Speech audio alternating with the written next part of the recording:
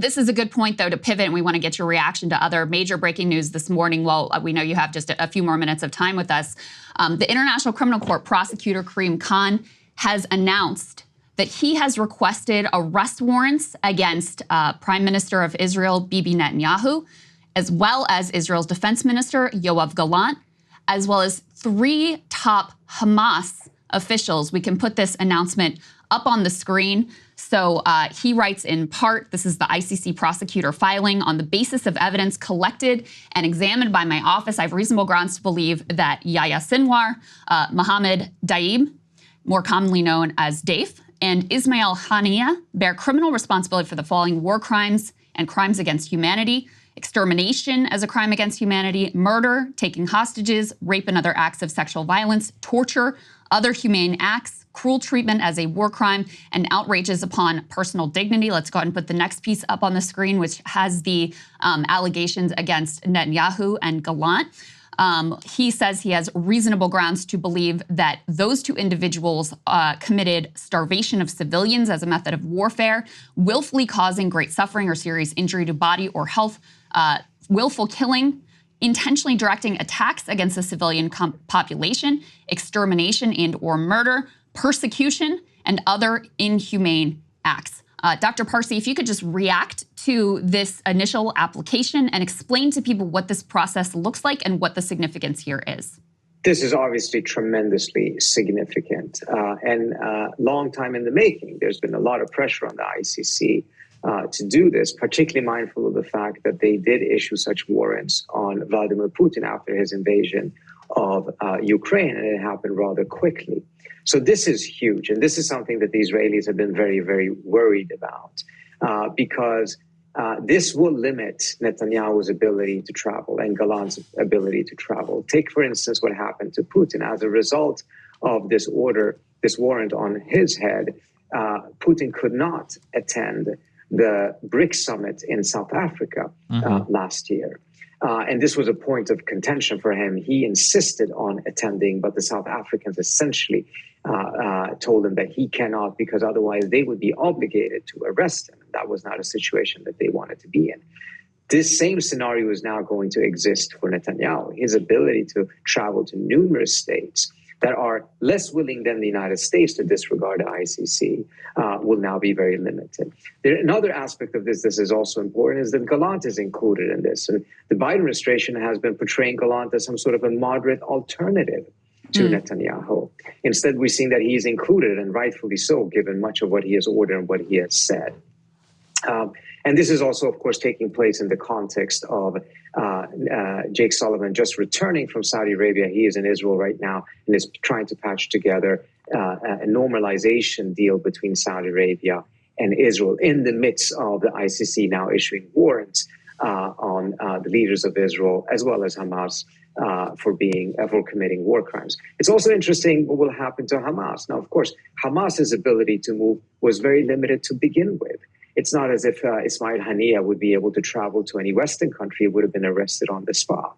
But what will this do to Qatar's ability to continue to have Hamas external headquarters in Doha, which, of course, the Qataris only did as a result of the U.S. government under the Bush administration asking them to host Hamas, and later on, of course, also asked the Qataris to host the Taliban because we needed a place to be able to have some indirect conversations with them.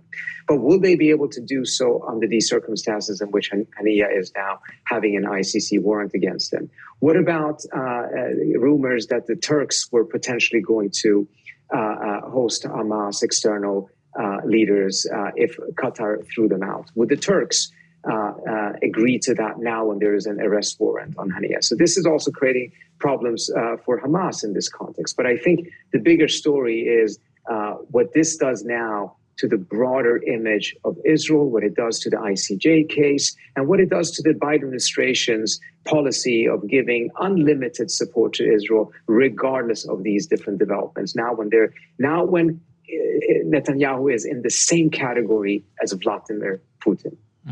You know, that's my last question here is how do you think this will affect U.S. policy? So obviously, U.S. House Republicans already have multiple bills going forward. They had threatened to retaliate against the ICC and any, connected bodies? What about President Biden? What do you expect for the U.S. diplomatic stance on this to be? I think this is going to be extremely challenging for the Biden administration. Now, of course, when it comes to measures to target ICC, I mean, any such measure will truly put an end to any fantasy that the United States stands for some sort of a rules-based international order. We already saw some of this during the Trump years, and then it was treated as a grotesque violation of international norms to threaten to sanction judges of the ICC.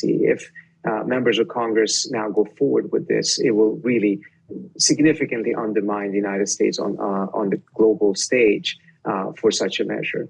But for the Biden administration, this is going to be extremely tricky to deal with. You have this massive upswelling of pressure on the Biden administration for almost all directions at this point. And so far, they have resisted all of it, and quite unsuccessfully, I would say, because it has come at a tremendous cost to the U.S. itself. But it further now undermines the administration's ability to pursue its policies on Ukraine, et cetera, without dealing with a massive double standard, because the fact that the ICC had issued those warrants on Putin was a very critical element justifying the U.S.'s support for Ukraine. Dr. Parsi, we are extremely grateful for some of your time this morning. I know you are very much in demand today, so thank you so much for spending some time with us and helping us understand this. Thank you, Great sir. to see you. Appreciate it. Great to have Dr. Parsi there and his thoughts on obviously an incredibly consequential morning. We have a little bit of footage of the ICC prosecutor talking specifically about the charges against Netanyahu and Yoav Gallant. Let's go ahead and take a listen to that. I can also confirm today that I have reasonable grounds to believe, on the basis of evidence collected and examined by my office, that Israeli Prime Minister Benjamin Netanyahu and Minister of Defense Yoav Gallant bear criminal responsibility for the following international crimes committed on the territory of the State of Palestine from at least the 8th of October 2023.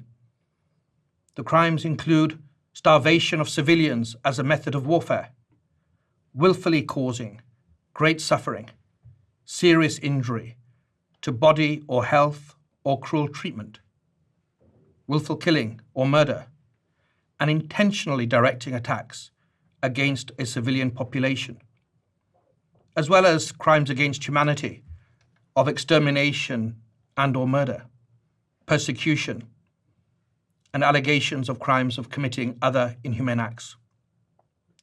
Israel, like all states, has the right to defend its population. It has every right to ensure the return of hostages that have been criminally and callously taken. Those rights, however, do not absolve Israel of its obligations to comply with international humanitarian law. So, Saagar, there's obviously a lot that's extraordinary and noteworthy about this. First of all, the fact that they charged both top Israeli leadership and top Hamas leadership, I think, takes away one of the talking points you would otherwise hear, which is, what about the crimes of Hamas? I also think it will be very interesting to see the response of people who are Israel supporters versus the pro-Palestinian crowd who are likely to welcome these investigations across the board. I think you're very likely to see a more selective reaction from the Israeli side. Yes, go after Hamas. Don't go after Israel. Very noteworthy in terms of Israel's increasingly clear status as a pariah state. This comes as there were additional requests from South Africa at the ICJ to issue immediate injunctions as Israel continues their ground invasion in Rafah. It comes at a particularly tenuous moment in terms of Israeli-U.S. relations. And now you have the specter of, okay, Joe Biden, if you are shipping weapons and unconditionally supporting Netanyahu at this point, you are unconditionally supporting someone who the ICC is alleging is a war criminal. And, right after you issued this report from the State Department saying, no, it's still fine. And yeah, there may be war crimes, but we really can't quite say. So it makes it more difficult for them, has potential implications, criminal implications for U.S. officials as well. And in spite of the fact, I know everyone will say, well, it's not like they have a police force to go in and actually arrest Netanyahu. There are still massive global implications for these actions. And I think we know that from the fact that Bibi Netanyahu himself was kind of freaking out about this, and we have yet to get a response from the Israeli side. There's a couple different ways this can go. One of the ways I've been thinking about it is there's some inflection points previously. So League of Nations, 1932, 1933, roughly like that. I have it in front of me. The Japanese withdraw from the League of Nations after the League of Nations condemns the Japanese invasion of Manchuria. So what does that actually lead to? It leads to kind of a reduction in the international system. The idea of cooperation is a major turning point in the road to World War II and U.S. intervention. So that's one way that it could go, is that we could basically see a collapse of international legitimacy for the major powers, as in the West and the Israel allied nations, and the U.S. and others, explicitly pulling their support. That's one possible way, especially considering both who wins our election, the way that that's going to go, and how the Israelis decide to respond. So Japan, like that 1933, basically said, okay, screw you. You don't have any enforcement power. We're just going to keep doing what we're doing on steroids. That's one possible Israeli reaction. The thing is, though, in the context of Israeli domestic politics, this could be, I want to say, one of the jump-off points for where they're like, we got to get rid of Netanyahu. It's such a problem for us, both in terms of international legitimacy and in the legitimate prosecution of this war, which is legitimate, at least in the eyes of the Israeli people. So, for example, can we put B1, please, up on the screen? We have, currently the Benny Gantz, who is part of the wartime coalition, notably not charged, right, by the ICC, setting here a June 8 deadline for the prime minister to, quote, make a post-war plan or he will bolt the coalition. So this could be the exit ramp that the non-Netanyahu aligned forces in Israel needed. They recognize this is a very small country of only a few million people. They are heavily reliant on import and export. Their ability to conduct global trade and to export to the great power nations is literally the backbone of the Israeli economy. International legitimacy is the only thing that floats this entire country, including aid from all of the Western powers. Now, they've always had, a hands-off relationship with the UN, but it's a whole other thing to have your prime minister literally unable to travel to other nations, which is a possible side effect of this. So I see this as, two separate things. It really is, it could lead to a collapse of the international system kind of as we know it in terms of any rules-based international order. I'm not to say that it wasn't already collapsing, just a further collapse. Or it could be an off-ramp for the U.S. and for Israel to finally get rid of Netanyahu. Yeah. But that's kind of the two ways it could go. Major question marks. I mean, in one sense, this actually helps to legitimize the international order, because one of the knocks against the ICC is, they only ever prosecute U.S. adversaries and basically African despots. That's part of why it's so consequential to charge both Bibi Netanyahu and Defense Minister Yoav Gallant. So my understanding is there's 3 members of the Israeli security cabinet, the wartime cabinet. It's Netanyahu, Gallant, and Benny Gantz. Right. So 2 of the 3 now charged with war crimes. I haven't done a fulsome reading of the application because a lot of moving pieces this morning, but I did a little skimming, and a lot of what they talk about and point to is the starvation and the siege as war crimes against the Palestinian people. And obviously, Yoav Gallant directly implicated and directly talking up that policy. He's the one who infamously announced immediately, we are instituting a complete siege. These are human animals, and they will be treated as such. They point to the closing of several critical border crossings. So that was one of the things that made this sort of undeniable, is you don't have any argument of like, we're just targeting Hamas and human shields, et cetera, when you're doing this sort of announcing clear collective punishment and starvation as a weapon of war against the civilian population. So I think that's how Yoav Gallant, becomes sort of undeniably tangled up in this, likely arrest warrant, this application for arrest warrants that's now been issued.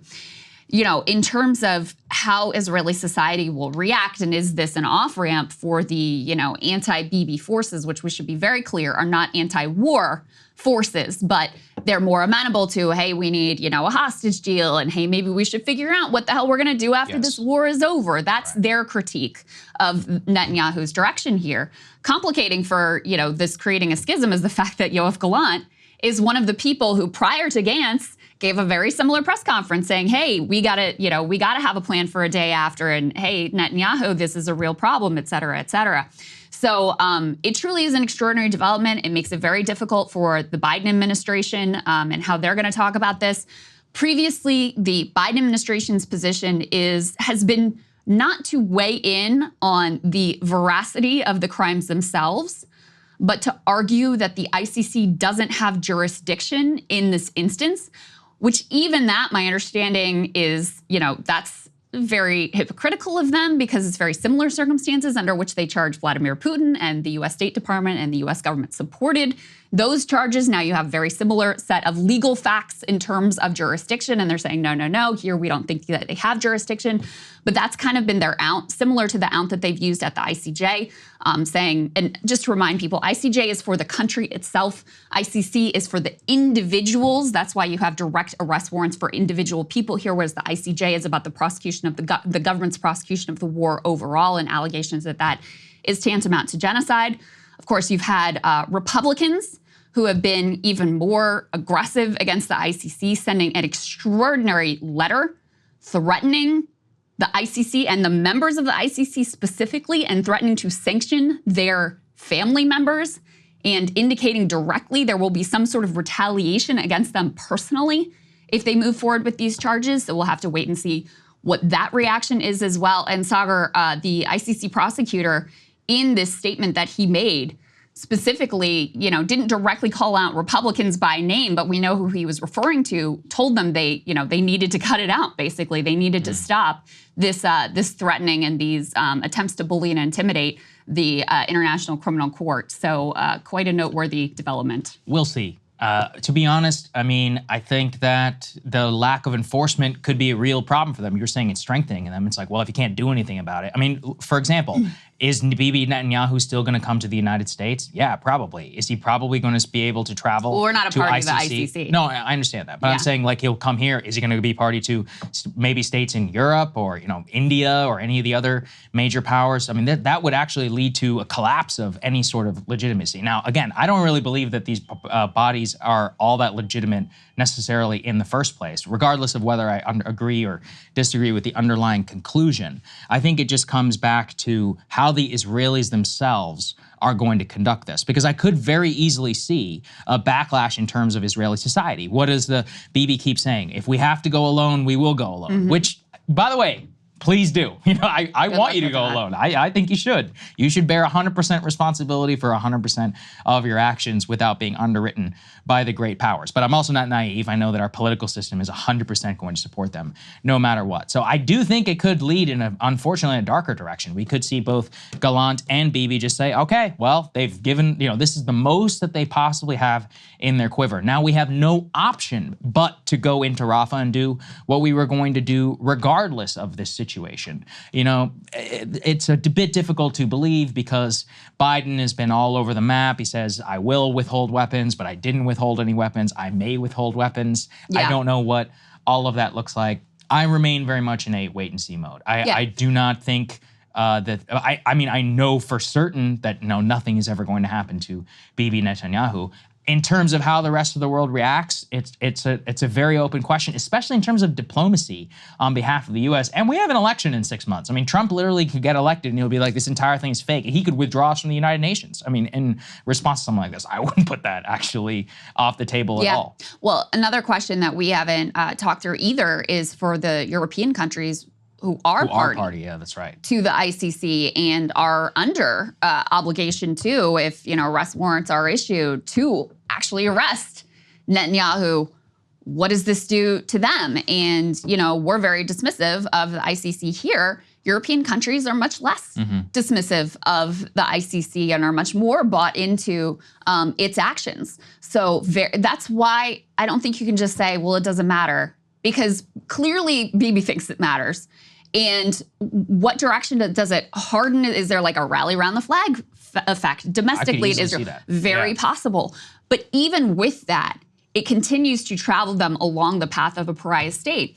And obviously, the big context here is that none of their actions and their ability to throw their weight around and take these unbelievable, not only with regard to just like the slaughter of Palestinians and, continued ethnic cleansing of Palestinians, both in the Gaza Strip and the West Bank, the settlement policy, all of that.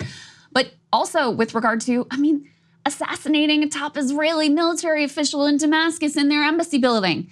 Do you think that they would feel comfy doing that if they didn't think that we had their back? Oh, I mean, I'm with you. Obviously, yeah. So, so in any case, yeah, as much as Bibi may bluster, hey, we'll do it on our own. We don't need you, et cetera, et cetera. He, more than anyone, knows that is utter and complete bullshit, that he is just peddling to an Israeli domestic audience. So I agree with you, a lot of question marks about how this plays out, what impact it has, what direction things go in.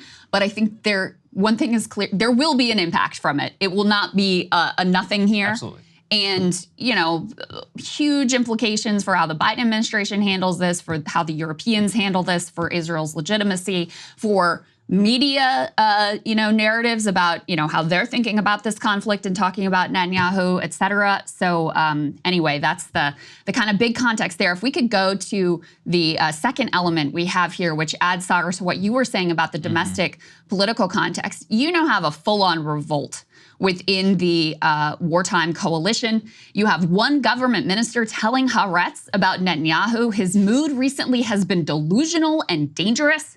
He's lost it, and we are all going down with him. In his view, everyone can pay any price as long as he survives. These are the type of statements being leaked now to the Israeli press, and comes on the heels of, you have top generals who were briefing against Netanyahu. You had the defense minister, Gallant, now also an alleged war criminal, who was giving a press conference against Netanyahu. You have the third member of the Israeli war cabinet, Benny Gantz, also going against Netanyahu. And you have an increasing awareness, Saagar, within the Israeli public that this war has been a failure. The hostages are not back. And there's no end. The best they're doing now is recovering the dead bodies of some of their hostages and trying to paint that as a win. Hamas is not defeated, and Hamas is not cornered in Rafah. They're having to go back in and sustain casualties and losses on the Israeli side in northern Gaza, where they had previously presented to their population a sort of mission accomplished view. There's been a huge economic impact. You still have huge numbers of Israelis who've been displaced from the northern part of Israel as the ongoing tit-for-tat war against Hezbollah continues on that front. So there's a increasing domestic recognition that the purported war aims have not been accomplished and that there is no hope of accomplishing them. And Bibi is just basically trying to draw on any questions about what the hell happens next, because that's his best bet to try to hang on to power. And we saw the protests actually erupt on the streets of Tel Aviv. And this is incredible. This is tens of thousands of people who took to the streets just days ago after Benny Gantz gave that ultimatum to Netanyahu. And it's actually the very first time that an opposition leader has now spoken at the Tel Aviv rally. So the wartime coalition is falling apart. There's basically no question about it. This is going to be Netanyahu's ultimate jujitsu move. I wouldn't put it past him. He is the ultimate and the consummate survivor. He's survived. I mean, he's been, what is he, the longest serving prime minister in Israeli history. He's been basically either prime minister or a major figure in Israeli politics since I was born for the last 30 years. Yep. Helped scuttle many of the more peaceful times in Israeli history. And in many ways, this is like a big project they've been working on. And then, of course, also it bears the ultimate failure for what happened on October 7th. So it could be that this is what finally pushes them over the edge. It really could. I easily see that as a jump-off point. It's a possibility. Yeah. We shouldn't say this is a foregone conclusion at all, and you wouldn't want to bet against this man who seems to, survive he was facing these huge corruption charges, which he continues to face, by the way, and that's part of the reason we don't talk about it a lot. It's part of the reason he wants to keep this war going, is to avoid having to sort of pay the piper on those corruption charges as well. So could this be the thing that ultimately brings him down? Don't know. But it's also worth saying, I'm not going to say nothing would be different if you had, say, Benny Gantz in there as prime minister, but we shouldn't fool ourselves about these are all very hawkish, very right-wing individuals. Now, they may not have, Ben-Gvir and Smotrich like running the police department and as influential voices within their cabinet, but these are also very hardline and very hawkish figures. One thing I wanted to get your reaction to, Saagar, in terms of the ultimatum that was issued by Benny Gantz, is he called for the quote-unquote day after in Gaza to create an international civilian governance mechanism, including American, European, Arab, and Palestinian elements, which will also serve as a basis for a future alternative that is not Hamas and is not the PA. So, that's the moderate solution is instead of direct Israeli military occupation, we're going to get the Americans involved too. Yay, lucky us, Saagar. Well, I mean, it's bipartisan. It wouldn't be Israel if they weren't looking for us to solve their problems, right?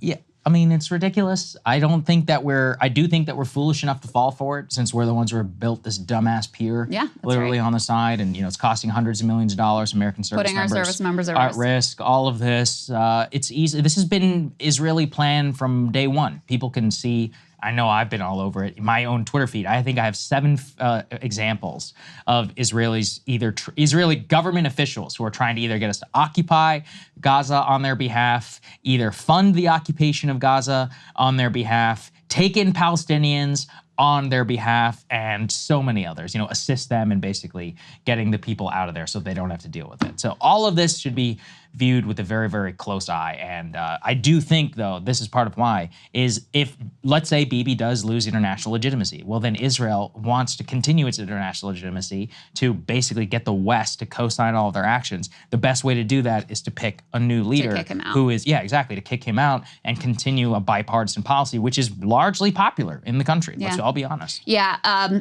We also just had meetings between Jake Sullivan and the Saudis, and they're still pushing this Saudi normalization deal that would include some sort of a path to a 2-state solution. Biden talked about it in his Morehouse address, which we'll show you in a little while.